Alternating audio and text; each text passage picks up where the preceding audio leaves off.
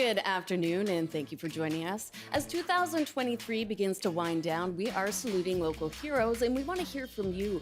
Let us know who you think should be recognized for all they did this year. And Lee Aaron is a Canadian rock royalty and a recent inductee to Canada's Walk of Fame. She'll join us to talk about her long and groundbreaking musical career. I'm Amy Bell, in for Michelle Eliot, and this is BC Today.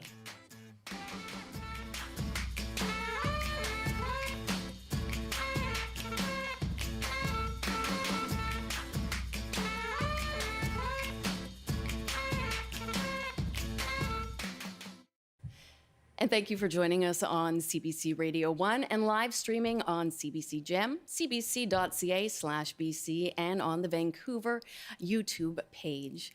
Today, we are bringing you stories of local heroes that have made an impact this year. And we're asking you to share your stories of people that have made a difference to you and your community. Who are your heroes in BC? Call us now at 1-800-825-5950, 604-669-3733, star or pound 690 on your cell phone. And you can email bctoday@cbc.ca. Now, our next guest was honored twice this year. She received the 2023 Labour Community Service Award from the New Westminster and District Labour Council, and she was celebrated at a BC Lions game this fall as a BCLC Community Hero. Candace Knoll is the president of the Junior Black Achievement Society. Welcome, Candace. Thank you, Amy. Thank you so much for joining us today. So tell us more about the work you do with the Junior Black Achievement Society. I am so excited to basically revive it. Okay. The Junior Black Achievement Awards was around in the 80s, and it was there for about 20 years. Oh, okay. And it was very, very positive in the community. Yeah. It was held for about 20 years, and then it was not there for about 20 years. So after the murder of George Floyd, I really felt that I needed to do something for our youth. And I wanted them to have opportunities that I didn't have. And I think that revitalized, so many people and made it sadly so clear that so much support is needed and so much needs to be done. And it is important, too, to recognize the positives and the achievements of so many people. You and your board revived the society in 2022, as you said. So, what are some of the more important touchstones that you wanted to, revitalize when you sort of brought it back to life? I believe that we're stronger together. Okay. And our community, the diaspora, is so fractured and divided. Mm-hmm. The children are our future. Yeah. So why don't we start there? Let's empower, uplift, help the children. Right. Because they're our future. And are. If we're going to make a difference, that's where we need to start. That is where we all need to focus our energy, and we need to set children up for that future. And as you mentioned, the diaspora being fragmented and spread out. So how do you reach all these different communities, across BC? That's what we're actually working on right now. Okay. There are several Black organizations that we have been going out to and just trying to let them know we're here, and we would love for them to bring their children because it is the Junior Black Achievement Awards. Mm-hmm. It's not just for the Africans, it's not just for the Caribbeans, it's not just for the Canadian Blacks. Right. It's for all of us. And one of the things that happened years ago is it built a community. Mm-hmm. The winners from back then, they're still very, very close today, and I would love to rebuild that community within the Junior Black Achievement Well, Awards. and I was going to ask you, sort of how are different organizations, represented, or different generations, I should say, represented in the organization? What are their different roles? And as you mentioned, you're bringing back past winners, and they can be a mentor. So you're hoping to sort of keep passing that knowledge and that spirit down the line. That's exactly what it is. We have been reaching out to previous winners.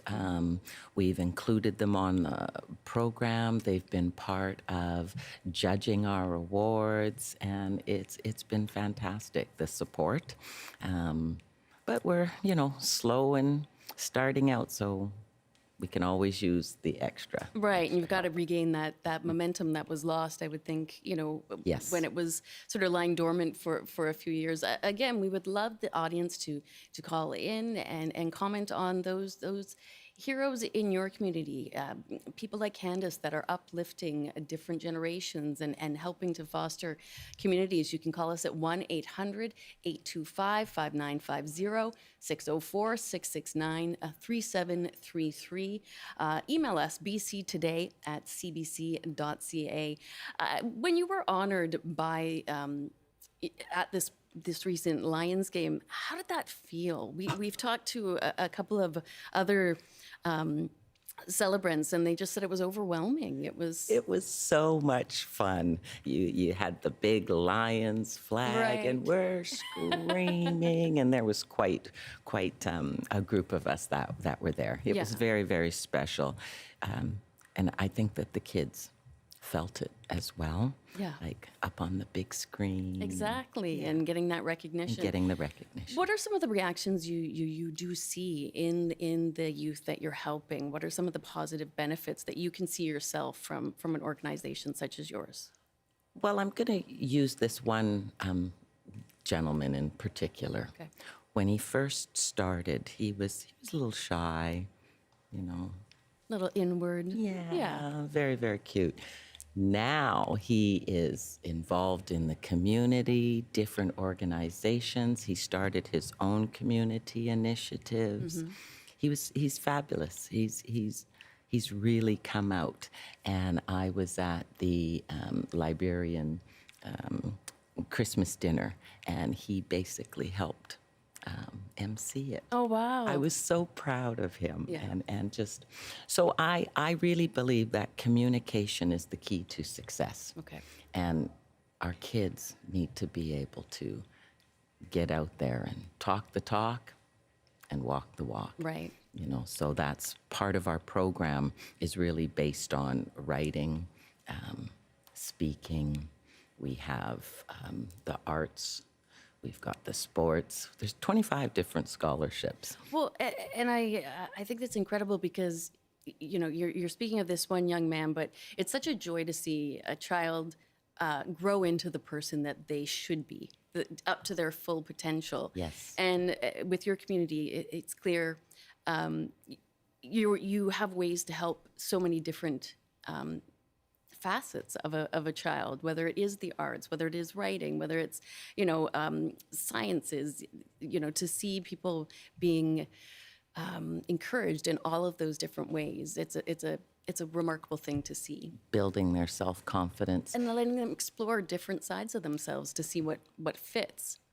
Last in October, before the awards, we had the impact, and what that is it was our youth panel. So we had Black students on a panel talking about their experiences with being Black in the high school system, and of course we had open mind counseling, our therapists, to support there with moving forward to also support our audience because it could be a traumatic experience. So one of the things that we want to do is also give the youth the tools and the skills and the confidence. So at this impact session, we also had Reclaiming Your Space workshop. Okay. And so January 14th is our next session.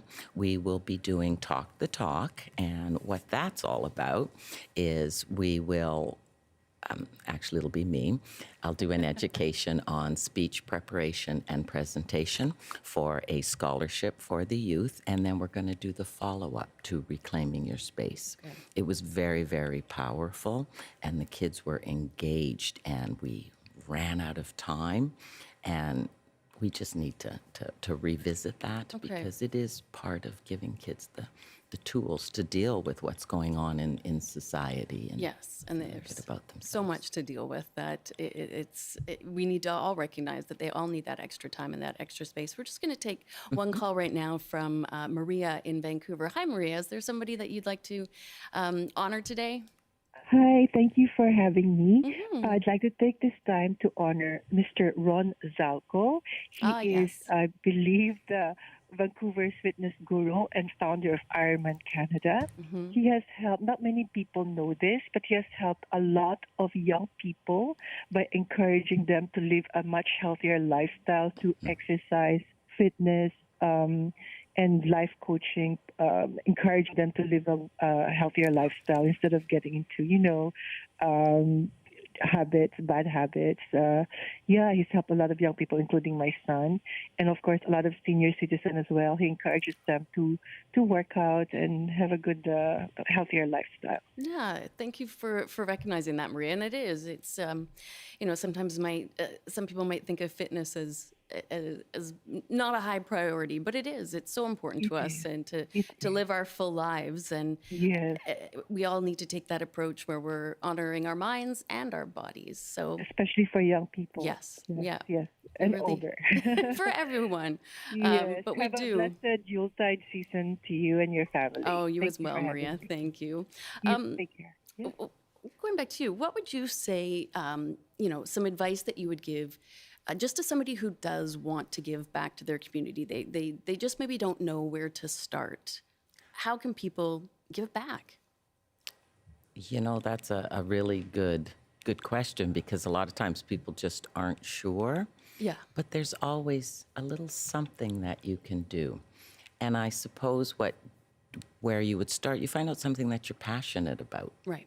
And I was very passionate about the awards, so it was an easy transition just to you can look up different organizations and just make that phone call. Hey, how can I help? How can I support you? Okay. I would love for my phone to ring Well, I off was of going to that. say, how could people, get involved with you and the work that you're doing? Because I'm sure, it resonates with a lot of people, and that is something they would like to focus on. So they can, they can contact you at the Junior Black Achievement Society, and you will put them right to work.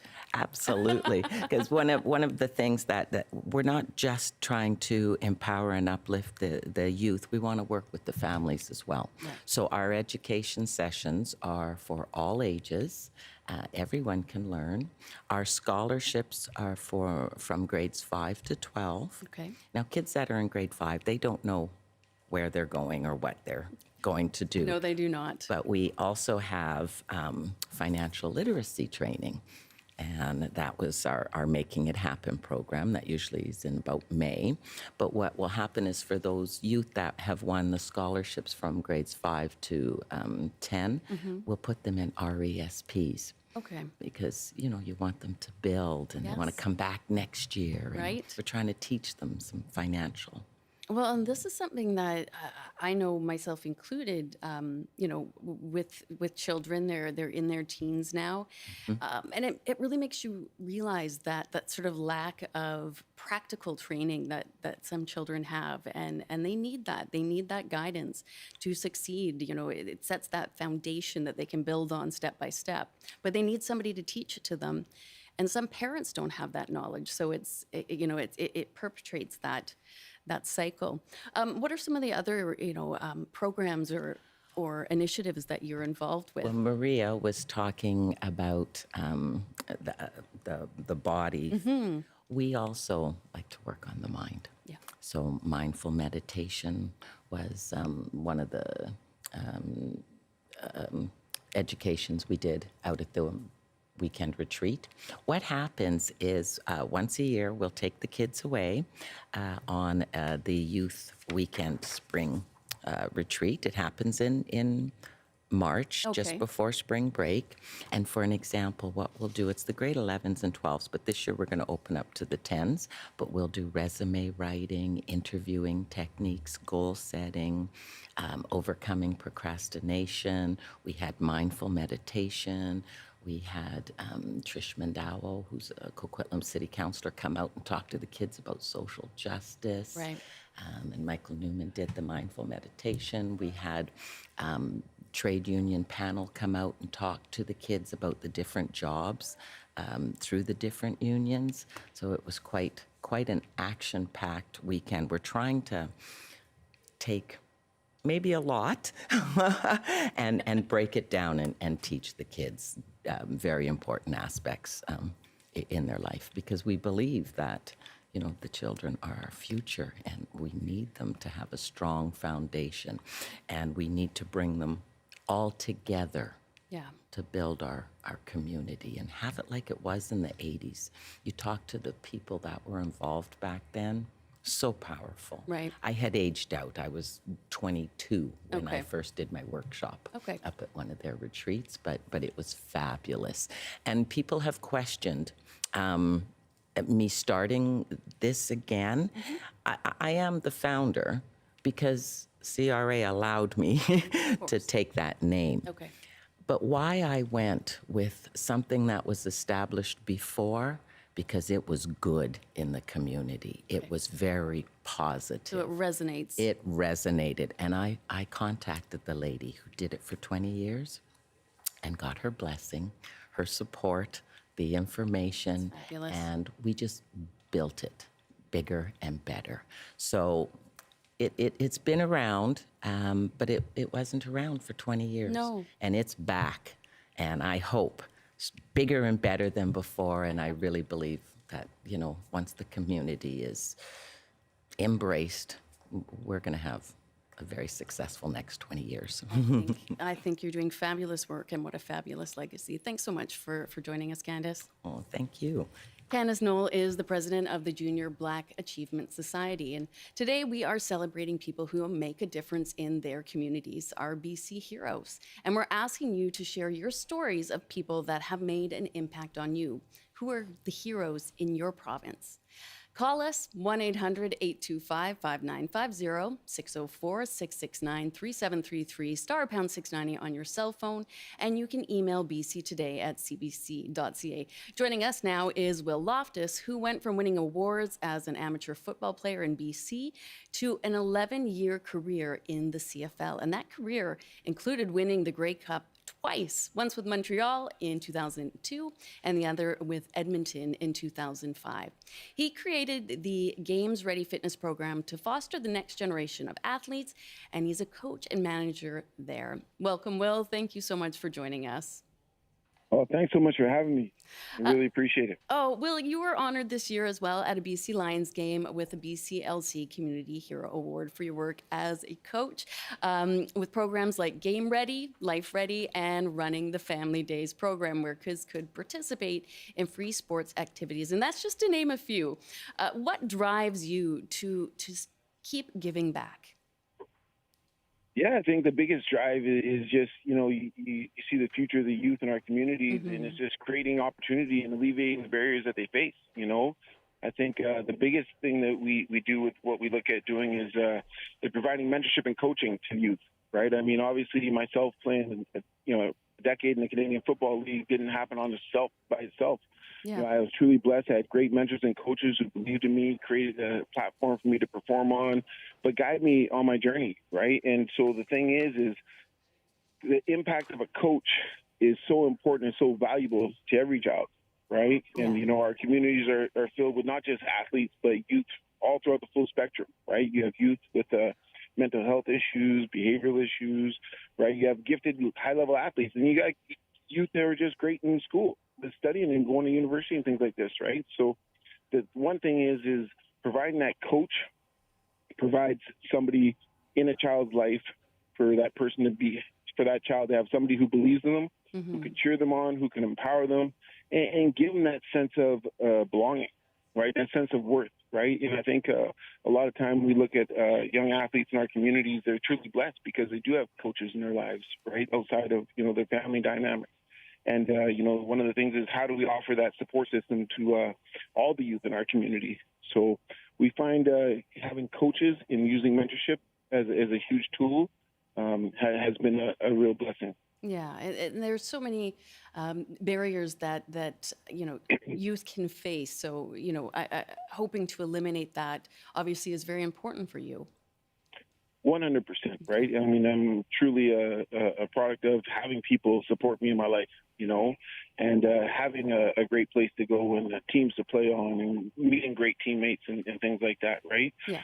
So I feel like, with the work that we do through the community, obviously the biggest initiative we do is the Washington Kids Foundation, which is an unbelievable foundation which creates that consistency for youth to have a place to show up and where they can have a coach that can support them, cheer them on, believe in them.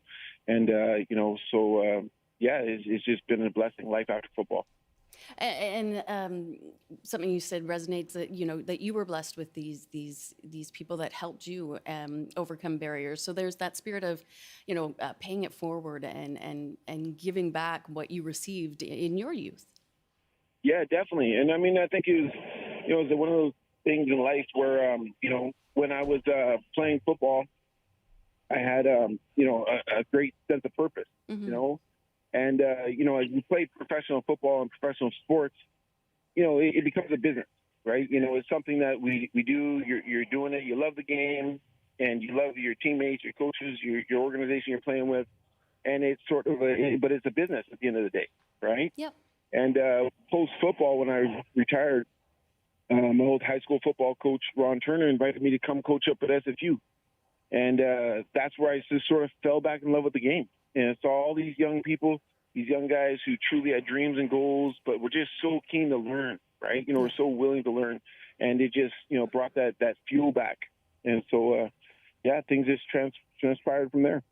It's wonderful. You also work with the Ending Violence Association of BC on the Be More Than a Bystander program, and that's to end violence, harassment, and violence in the workplace. What's the sort of uptake from the companies? Yeah, so the Be More Than a Bystander program is a phenomenal program. It started with the Ending Violence Association of British Columbia. Mm-hmm. It actually was started by a lady by the name of Tracy Porteous, who's an amazing lady, a pillar in our community. And, she thought, what better way to go raise awareness towards, it was a program geared towards domestic violence. Mm-hmm. And, how do we get this conversation, what's happening in the dark, and bring it to light? And so she thought, what better way than to go partner with the BC Lions? And the BC Lions got involved with the program. And now to this date, here we are, 2023, and there's well over 250,000 people in BC that have been trained on that. Wow. And the program has transitioned towards workplace bullying and harassment. And it's a real important initiative because the thing is workplaces where so many people spend the majority of their day, And I think in creating and maintaining those healthy, safe environments are so important because, everything's a ripple effect. When we have bullying and harassment in the workplaces, and, that transitions back into home life, So Absolutely. It ties in with, what I believe in empowering our youth and supporting them and creating the best environments for them to thrive and succeed in. And a huge part of that is going into a healthy home environment, and if you have people that are, not in a proper mental state due to harassment and bullying at work, it's not going to be a happy environment at the home either. No, absolutely. I should mention you were also inducted into the BC Football Hall of Fame this year, so congrats. Is there any advice that you would give to your younger self when you started football in grade 10? That's truly a blessing, and I want to thank the BC Sports Hall of Fame for inducting me. It's truly a great honor, and one of the things that I look at when I was younger is just stay true to the course because everything happens for a reason. No matter how bad something is you're going through, it'll show itself as to why you had to go through that. But just keep persevering. And the thing is just stay tied in. Stay tied into your dreams, right? A quick story. We started the Game Ready program in 2008, and it was 8 youth that were in the program. 8 young men that came into that program first year. And the thing is 5 of those 8 young men ended up playing in the CFL. And So you look at that as how does 5 out of 8 young men end up making it all the way? Well, the thing is when they showed up every day, every single one of them thought it was normal that they're going to attain making the CFL, right? You Just know, the when you go mindset. home and your mindset, and when you're amongst your friends and whatnot, oh, you know, you should probably just get a job. You should probably just do this. Oh, that's crazy. You're never going to make that, right? But the thing is when you surround yourself with people who believe in you, believe in, you know, your goals and your dreams, thing is it turns into a reality because it becomes your lived reality. And so that's one of the keys is with young people is tying them into positive people who believe in them, support them, want to see them flourish and grow. Mm-hmm. And that's what it's truly all about. Wonderful. And, you know, with football in our province, with the new ownership, Mr. Deman, with the BC Lions there, football is regaining all this traction. Game day is so amazing. All the game day events, the atmosphere at the game is phenomenal. The product the BC Lions are putting on the field is phenomenal. And we're just excited for football in our province again. Like, it has really been something special. Well, that's wonderful, Will. And thank you so much, not just for joining us today, but for how much you are doing for the next generations. It's much appreciated. Take care. Awesome. Thank you so much. Take care. All the best. Will Loftus is a coach and manager at Game Ready Fitness. And coming up, a Canadian rock music legend was recently inducted into Canada's Walk of Fame. We will be talking with Lee Aaron after the local news headlines with Robert Zimmerman. Good afternoon. A family of 5 has been sent to hospital for observation after the evacuation of an apartment complex in Fairmont Hot Springs. 18 units had to be evacuated due to a carbon monoxide leak. The source of the leak is still under investigation. It's not clear when people will be allowed to return home. The union representing some transit employees in the Lower Mainland says disruptions could happen next month after members voted 100% in favor of a strike mandate. QP Local 4500, which represents more than 180 workers employed by the Coast Mountain Bus Company, says it kept the results of the December 12th vote quiet until now to avoid needless concern about holiday disruptions. And Environment Canada says more than a dozen temperature records were broken yesterday in parts of southern BC. In Victoria, the high of 12.9 degrees surpassed the previous record set back in 1922, and it was 14 degrees in West Vancouver. Records were also set in White Rock, Sechelt, the Soyuz, and a handful of other locations. And taking a look at the forecast on the north coast, wet and windy today with gusts to 80 kilometers an hour. Highs around -3 and mainly sunny in the Peace. In the central interior, a mix of sun and cloud with a high of 7. Highs to 3 and mainly cloudy in the Kootenays. In the southern interior, cloudy as well with a high of 4. And for Metro Vancouver, Greater Victoria, and the Fraser Valley, rain tapering off, then mainly cloudy with highs around 11. I'll have more local news at the top of the hour. Now back to Amy Bell with BC Today. Thank you, Rob. We've been celebrating some local heroes today. Is there anybody that's had a big impact in your life? Local heroes? Other than aside myself. from you? Yeah, I know. I think you topped my list, Amy.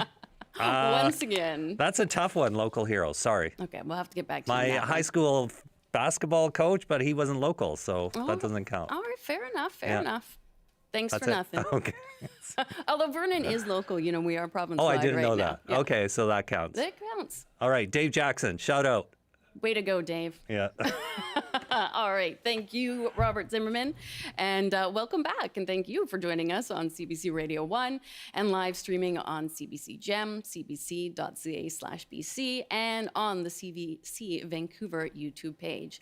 Now, if you were listening to the radio or watching much music in the 80s and 90s, there's a very good chance that you know our next guest.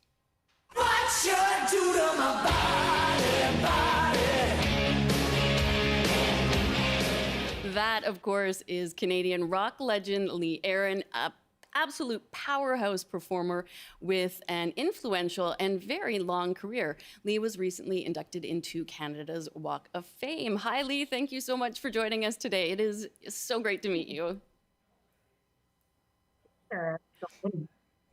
And of course, if anyone wants to call or email to ask to Lee a question or share a favorite memory, you're welcome to join us as well. Call 1-800-825-5950, 604-669-3733, *690 on your cell phone. And you can email bctoday@cbc.ca. Now, Lee, congratulations on this most recent honor. How did it feel to receive that recognition and be on the Canada Walk of Fame? I was really blown away when they called me and told me that I was going to be inducted. This year, I should tell you, is the 25th anniversary of Canada's Walk of Fame. Oh, wow. And yeah, and so they decided in the spring that they wanted to do something extra special this year. So besides the regular ceremony that they were holding in December, they decided that they wanted to do something above and beyond for the 25th anniversary of the Walk of Fame Awards. And they felt it was a good idea to induct some influential Canadian artists, musicians. And so I was one of, I believe, 12 or 13 inductees.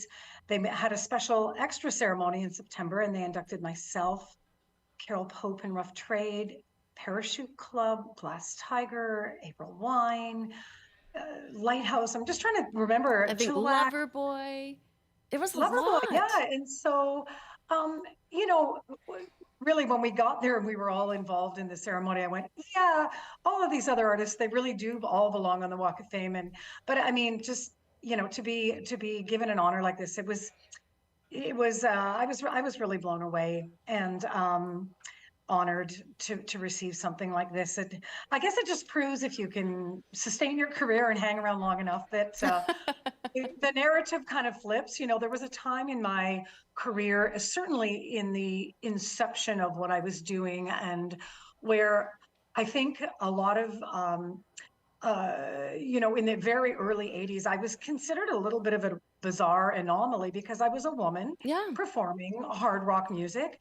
And this is pre-Alanis, you know, a band like Kitty, Avril Lavigne. Yeah, you were very much a forerunner and really sort of shook up this, you know, status quo of being male dominated. And you were an anomaly.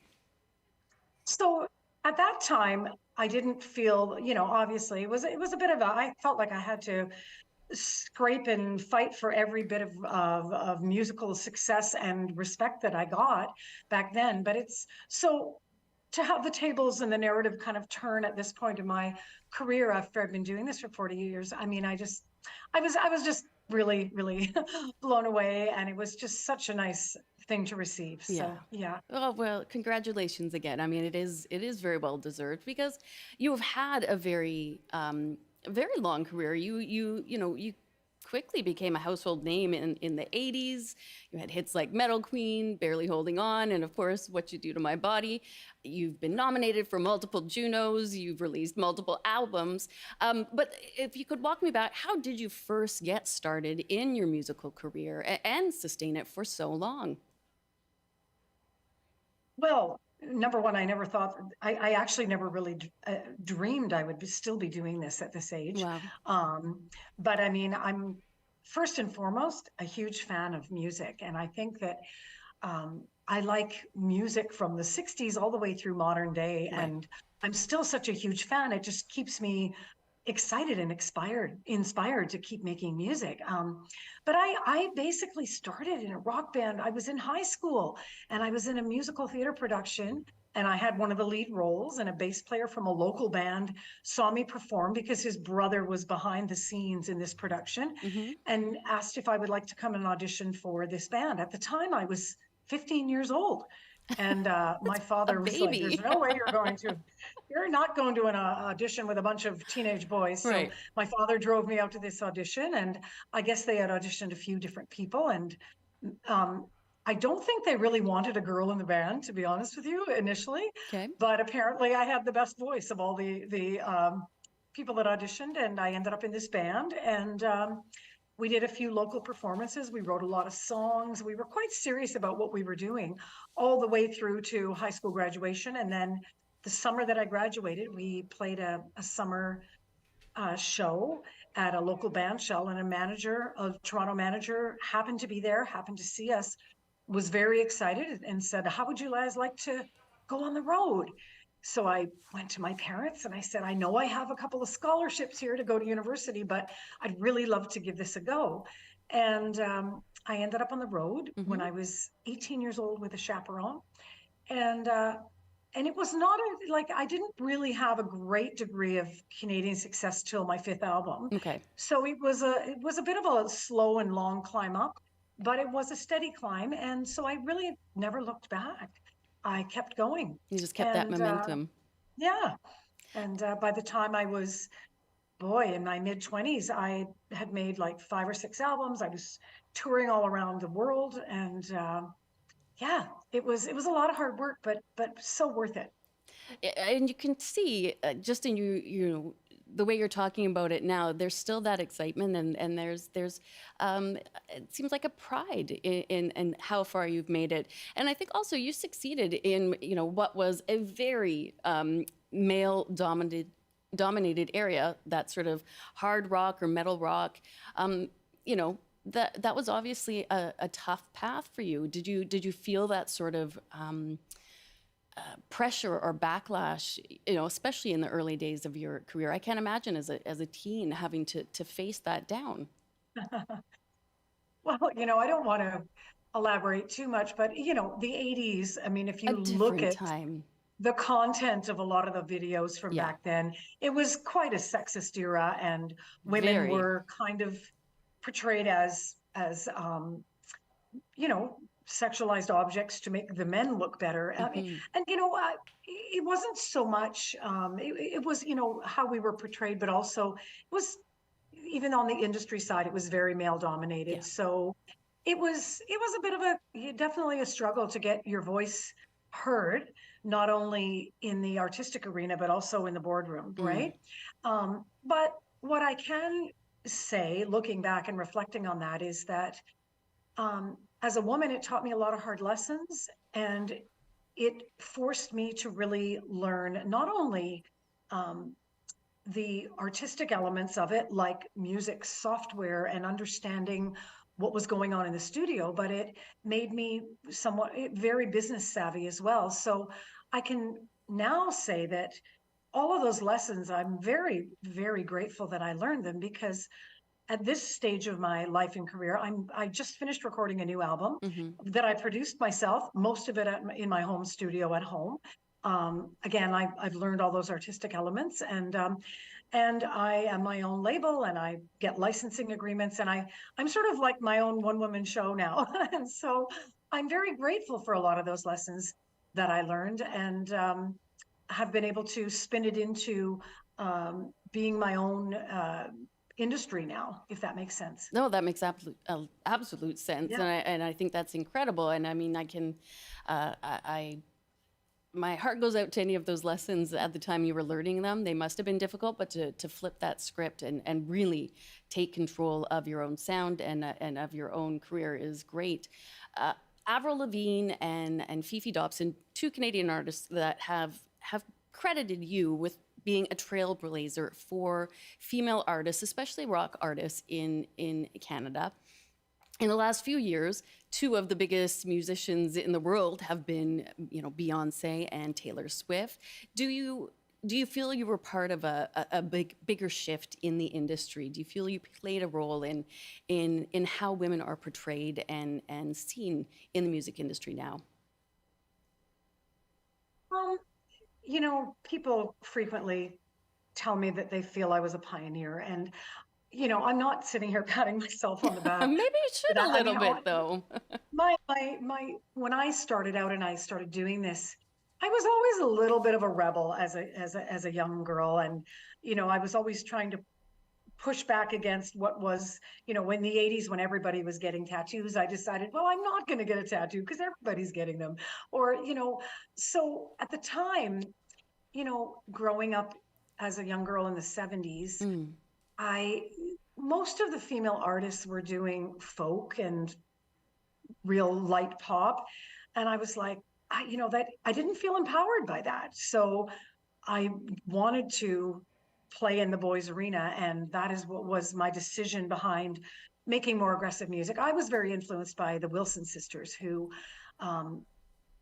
I feel that they really captured what was, how do I explain it? Their music, with songs like Crazy on You and Barracuda and Magic Man, they managed to capture I'm not articulating it very well, but it was like they embraced their feminine side, but still managed to make very powerful, Powerful. forceful music.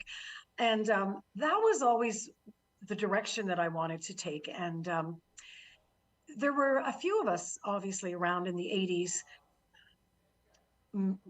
who had stepped into that arena and trying to make that type of music. And again, we had a lot of obstacles to overcome. But by the time the 90s hit, it was very common for a woman, you look at bands, well, like Alanis or Yeah. the Pixies or Veruca Salt Yeah. or Garbage. Garbage, Yeah. and, Shirley Manson. And it was pretty okay for a woman to pick up a guitar and be angry and write songs, Yeah. write music. And so if I was part of paving that path for women of the 90s, I'm very happy about that, because nowadays it's completely okay for a woman to do that, Yeah. to own her sexuality, to be all those things that men could be in the 80s that was so taboo for us, right? That you had to push so hard against that. True story. I was Yeah. driving home last night and Crazy on You came on the radio, and I love Heart. I love the Wilson sisters. And I thought, I was like, gosh, I wonder if Lee listened to them when she was younger as well, because to me it does embody that exact same spirit, that gorgeous feminine energy that isn't soft. It isn't there to make the men feel better. It's just so powerful, and it really resonates with a lot of women. So I'm tickled to hear that I was at least on that same wavelength when I was driving home last night. Absolutely. They were huge for me. Yeah, they're incredible. I would love if we had some people that did want to, either ask you a question or share one of their favorite memories about you, Lee. So of course, anyone in the audience can call us at 1-800-825-5950. You can also call 604-669-3733, star or pound 690 on your cell phone. You can email bctoday@cbc.ca. And Lee, what are some of the biggest changes? We talked about the way women are perceived in the music industry. What are some other changes you've maybe noticed throughout your time being in the music industry, whether it's in the business side or I don't know, more acceptance to different sounds? I would think things have changed through the 80s, 90s, and now into the 2020s. Oh, absolutely. I think probably the biggest shift musically is the digital era has brought about some very, very positive things, but also some things that a lot of musicians aren't totally delighted about, Right. which is the streaming era, which, nowadays when you make a record, it's more like an advertisement for your live show. It's branding. This is my sound, this is my look, but nobody's really making a great deal of money off recorded music anymore, because it was interesting. I was on one of my socials the other day, and I had stumbled on a thing it was Peter Frampton who had said that, you remember his song, Baby, I Love Your Way. Yeah. And 55 million streams. And he said he made $1,500. I was like, oh, wow. Yeah, it's mind-boggling. Yeah, so I can kind of relate. There was a time in the 80s and 90s when I would be making thousands of dollars off radio play, but that just doesn't exist anymore. The checks are much, much smaller, because the streaming era has, everyone pays for music by subscription now. Yeah. So you've kind of, don't get me wrong. I'm not a bitter person. That's not the way I've ever looked at my career. It's, the times are shifting, technology is shifting. You really have to embrace it or die. Fair. And so I'm like, okay, so, nobody has $250,000 to make their albums anymore, unless you're, say, Madonna or U2. Sure. So my thinking is, now that we've got this technology, I have a home studio. I can make my own records, learn the software. And so that's what I've done is I managed to create a model for myself that works, which is learn the digital software, learn how to, maybe I'll go into a studio to for a few days to record on my bed tracks into an expensive studio, but I bring it back home and I have the luxury of recording vocals in my pajamas if I want. And if I don't like it, I can get up and change it tomorrow Right. because I have the power to do that with Exactly. digital technology. And so, so I've managed to make it work for me. So that's really the biggest shift, I think. And, you know, obviously, trends and music shifts, classic and hard rock was so popular in the late 80s, early 90s. And then we had the grunge era, that changed the entire landscape for many artists like myself, and that were part of that music. Right. Some people call it big hair rock. Yeah, hair whatever. metal. Yeah, hair metal. It was really, pop music with big guitars, Sure. really, this sing along. But again, music is cyclical. So what I've noticed is there's a shift to a lot of, I have a 17-year-old and a 19-year-old Wow. of my own. And my 17-year-old loves 80s music. And there's a real shift I find among young people to be embracing a lot of that 80s and early 90s music, because the era of wonderful song craftsmanship was still there. Yeah. It wasn't songs written by committee, Yep. Yep. Back then. And so, I talked to my son, and he loves all of that music from this. And I think it's kind of ironic because I tell him, I loved Elton John and I loved, Fleetwood Mac. I loved this band or that band or Alice Yeah. Cooper when I was growing up, and he loves all that music now. So the wonderful thing is there really still is a market for it. There And is. there is. There's people that still love this music. And it's in the digital age, it's just finding your niche, finding your way to reach your fans through your socials. And, I'm very, very blessed and very fortunate. I always still get offered a record deal, Well, so I have international distribution for my music, and I have my socials platforms, and it's, again, it's embracing the new technology and making it work for you. well, So yeah. I don't really have a problem with that. That's I've good. made peace with it. Well, and I think you do have to, but I think it's still shocking for a lot of people. A lot of people still have that idea of the rock star life, and that if you're a successful musician, it comes with all of this wealth and opportunity, and that may have been the case once, but it isn't necessarily the case anymore. And as you said, you have to continue to adapt and expand in what you can do. I did want to ask you, I know you grew up in Ontario, but then you had lived for quite a while here on the West Coast. So tell us about the sort of different music scenes on different sides of the country and how they have influenced you. Yeah, interesting. Like I love Toronto. I miss Yeah. my friends and my colleagues there so much. But I was very attracted to the West Coast in the 90s. I sort of fell in love with that whole West. There was a whole scene out here. I don't know if you've seen the Little Mountain Sound documentary. Yeah. It just came out. There was a whole scene out here, and I feel very blessed in that I've worked with quite a few people that were just recently in that documentary as well. So in the 90s, I fell in love with that scene. I brought there was a band called the Sons of Freedom. I brought them out to Ontario, their rhythm section, to record one of my album in '94 called Emotional Rain. And again, I was so enamored by that. I ended up moving out here in '95 to be part of that.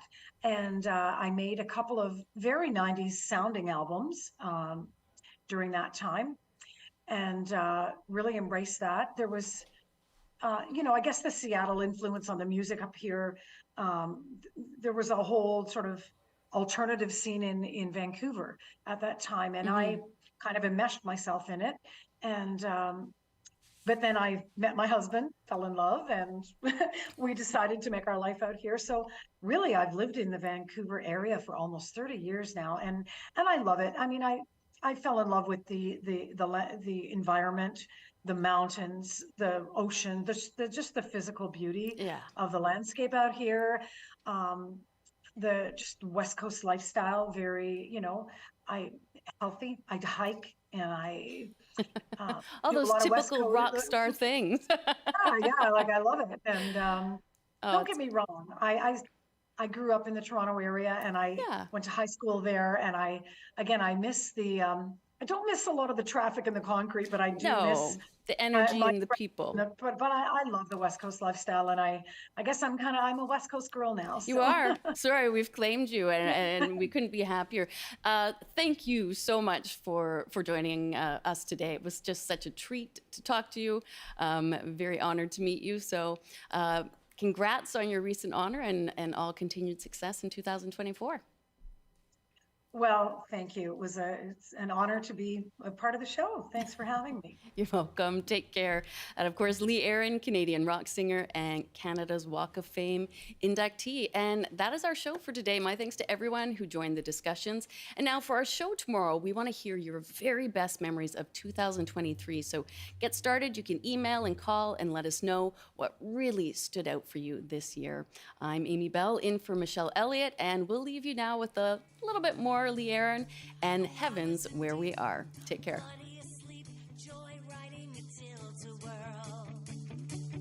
I was so blind, I couldn't find the hometown or the girl. I know there's a price for every vice, 'cause vices are complicated.